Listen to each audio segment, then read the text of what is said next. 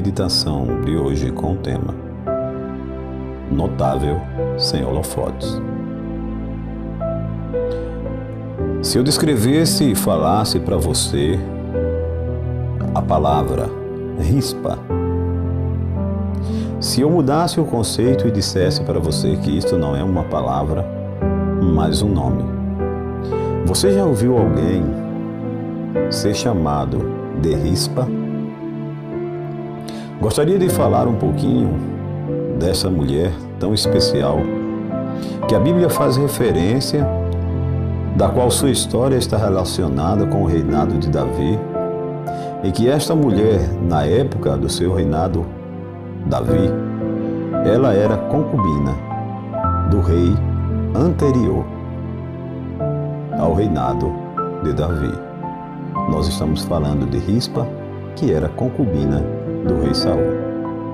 O interessante que eu gostaria de hoje trazer para você nessa meditação é algo notável, algo impressionante, que esta mulher participou da história bíblica, para que servisse de exemplo e testemunho para mim e para você. Mas o que me chama mais a atenção é que mesmo essa história sendo contada na Bíblia, esta mulher não foi notável diante dos holofotes humanos. 2 Samuel, no capítulo 21, no versículo 10, a palavra de Deus diz: Então Rispa, filha de Aia, tomou um pano de saco e estendeu para si sobre uma penha, desde o princípio da ceifa até que sobre ele caiu a água do céu, e não deixou que as aves do céu se aproximassem deles. Notando isso e falando pela história bíblica, desfilam várias pessoas, como citei, vários heróis cujos feitos os colocam sob o brilho intenso de holofotes, em que muitas pessoas olham e veem grandes homens como Saul, Davi, Samuel, Sansão, Moisés, Abraão. Muito citado pelos seus grandes feitos, independente dos resultados finais de sua vida, mas foram pessoas que brilharam diante dos holofotes e encheram os olhos humanos, uns de alegria, outros de tristezas, mas não deixaram de brilhar e não deixaram de se tornar pessoas notáveis. Contudo, existem aqueles que se notabilizaram nos bastidores, aqueles que estão sempre por trás, fazendo com que os holofotes apareçam para outros, quando na realidade o brilho intenso dessas pessoas são notáveis, porque existem pessoas como os rispas trabalhando por trás dos bastidores. Nunca apresentei qualquer tipo de meditação mencionando ou falando de pessoas como referência ou holofotes na Bíblia, ou algo que tivesse isso como tema. Também não me lembro de ter ouvido muitas referências na Bíblia ao respeito dessa mulher. Mas resolvi contar um pouquinho dela para que você possa entender que muitas vezes aquilo que aos olhos humanos precisam ser vistos, aquilo que diante dos olhos humanos precisam ser notáveis aos holofotes, para Deus muitas vezes são feitos de forma diferente. Pois ela se destaca por um ato sutil que teve consequência marcante, como lhe falei, na história de Israel e no reinado de Davi. Também citei que ela, Rispa, era concubina do rei Saul, com quem esta mulher teve 2 filhos, Armone e Mefibosete. Esses eram os 2 filhos de Rispa, resultado do relacionamento com o rei Saul. Ela foi acusada de envolvimento ilícito com o general do rei, mas o ato com que escreveu seu nome na história bíblica começou em um episódio violento relatado lá em 2 Samuel, no capítulo 21. E resumindo tudo isso que eu lhe falei diante deste capítulo, Deus enviou uma fome como punição a Israel pela tentativa do rei Saul em destruir os Gebionitas, ignorando o pacto de proteção que aquela nação havia firmado por engano com aquele povo. Em resposta à intenção de Davi em reparar esses erros, os Gebionitas, atendidos, agora exigiram a morte de 7 descendentes do rei Saul. Nisso, foram estranhamente atendidos e entre os quais foram executados estavam os 2 filhos de Rispa.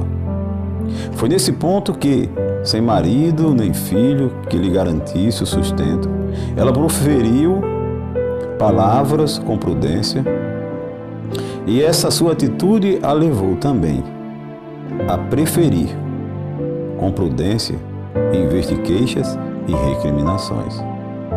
Acampou sobre uma rocha velado pelos corpos, impedindo que os animais os devorassem. Não ficou apenas alguns dias, aparentemente velou os mortos durante várias semanas até o tempo das chuvas outonais. Finalmente, tocado pelo gesto, Davi ordenou que os restos mortais daqueles homens e também os de Saul e Jonatas fossem recolhidos para um sepultamento digno. Embora não tenhamos como responder às perguntas sobre o meio e os motivos utilizados por Davi neste episódio, não se pode questionar o exemplo de Rispa e as consequências dele. Em meio à carnificina que lhe dilacerou o coração materno, ela manteve a serenidade proveniente da fé. Sofreu sem mostrar desespero nem ódio contra os que tiraram a vida dos filhos. Eu gostaria de parar aqui e comentar com vocês quantas atrocidades, quantas vezes nos deparamos com histórias tão parecidas, de filhos que muitas vezes são mortos por atos criminosos, por atos de roubo, pessoas que estavam ali, que não mereciam passar por isso. E muitas vezes somos levados a meditar e a pensar que se estivéssemos diante da situação que esta mulher estava, será que seríamos capazes de perdoar aqueles que tirou a vida daqueles que amamos? Esta é uma resposta que eu não posso te dar, mas é algo a se refletir, é algo a se pensar, porque entendemos que a misericórdia de Deus, ela precisa ser suficiente, ela precisa ser completa em nossa vida, para que possamos alcançar a razão e os motivos máximos para nos levar a suportar em momentos de dores, sofrimentos, como essa situação. É por isso que eu gostaria de te apresentar e dizer que, mediante todo esse sofrimento, sem mostrar desespero nem ódio, o resultado foi compensador. Aquele funeral deu início a um período de paz entre as tribos que lutavam entre si e lançou as bases para o Israel unido. Ainda que não possamos avaliar as consequências de nossas boas ações, que não recebam aplausos em algum momento, nos deparamos com seus resultados. Se não acontecer isso aqui, com certeza iremos nos deparar com esses resultados na eternidade. Mas pense e lembre-se que a pior morte não é a morte natural, mas a morte espiritual, pela qual aquele que morrer, morrerá sem esperança da vida eterna. Vamos orar? Querido Pai, obrigado porque me ajudas a ser uma pessoa que não tem estado preocupado em se tornar uma pessoa notável diante de uma sociedade. Não estamos preocupados, Pai querido, em nos apresentar diante dos holofotes do mundo para sermos percebidos. Mas queremos unicamente te pedir que nos ajude a fazer a diferença na história desse mundo, a entender que mesmo diante do sofrimento, que muitas vezes é de forma inexplicável e que muitas vezes não queremos aceitar, mas nos ajuda a compreender que o verdadeiro significado desta vida não está nessa terra, mas sim no céu, da qual viveremos a vida eterna contigo. Te oramos em nome de Jesus. Amém. Nem só de pão viverá o homem, mas de toda palavra que sai da boca de Deus. Finalizo dizendo: a voz é nossa, mas a palavra é do nosso Deus.